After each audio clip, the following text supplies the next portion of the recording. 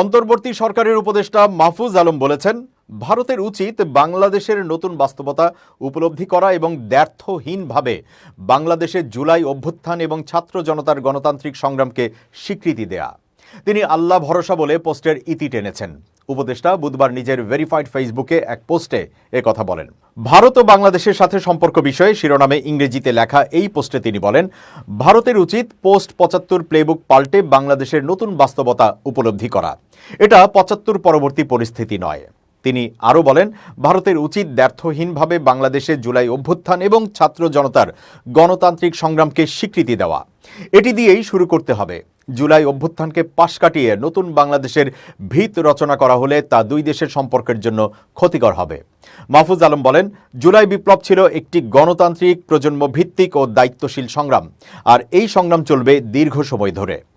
বাংলাদেশি জনগণ আগের মতো নেই, তারা এখন ঐক্যবদ্ধ ও মর্যাদাবান। তারা মরার আগ পর্যন্ত তাদের মর্যাদার জন্য লড়াই করবে। তিনি বলেন, বাংলার এই অংশে ভারতপ্রেমী বা ভারতীয় মিত্ররা ভাবছে যে পরিস্থিতি শান্ত হয়ে যাবে এবং জুলাই বিপ্লব এবং ফ্যাসিবাদীদের নৃশংসতাকে এড়িয়ে গেলে তাদের কিছুই হবে না। এটা একটা ভুল ধারণা, মানুষ সব দেখছে। ভারতীয় সংস্থা জুলাই বিপ্লবকে কিছু জঙ্গি, হিন্দু বিরোধী এবং ইসলামপন্থীদের ক্ষমতা দখল হিসাবে চিত্রিত করার চেষ্টা করেছে উল্লেখ করে তিনি বলেন, কিন্তু তাদের অপপ্রচার ও উস্কানি ব্যর্থ হচ্ছে। উপদেষ্টা মাহফুজ আলম বলেন, দিল্লি না ঢাকা, ঢাকা ঢাকা ও স্বদেশ না শাহাদাত এই স্লোগানগুলো বাংলাদেশকে একক অঙ্গে ঐক্যবদ্ধ করার জন্য এদেশের প্রতিটি কোণে প্রতিধ্বনিত হচ্ছে।